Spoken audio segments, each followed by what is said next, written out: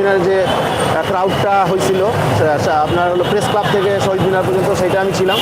যাই হোক, তার পরবর্তীতে 5 তারিখের পর থেকে, আগস্টের 5 তারিখের পর থেকে হাদির সাথে আমার যোগাযোগ হয়, যখন সে ইনকিলাব মঞ্চ তৈরি করে।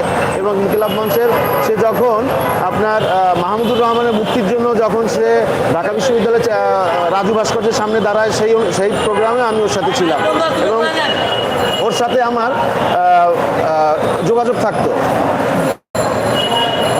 বলতে থাকে। ওর সাথে আমার যোগাযোগ ছিল ওই সময়। এবং ইভেন সে আমাকে বেশ কিছু মেসেজও পাঠাইতো, তবে সে লিখতো কম, সে আমাকে ভয়েস মেসেজ পাঠাইতো।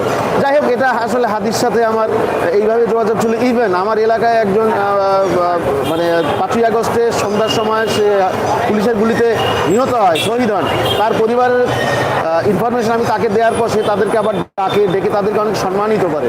হাদি আসলে এইরকম ছিল, ও আসলে কোনো দলের না। এই যে আজকে আমরা যে আসলাম এই যে প্রোগ্রামে, এখানে কতজন লোক হয়েছে আমরা তো আসলে একটা কর্নারে ছিলাম। এটা হয়তো কিছুক্ষণ পর যখন আপনার ড্রোন শট নেওয়া হবে বা তখন বুঝতে পারবো আসলে কত লোক হয়েছে। আমার তো মনে হয়েছে স্মরণকালের মানে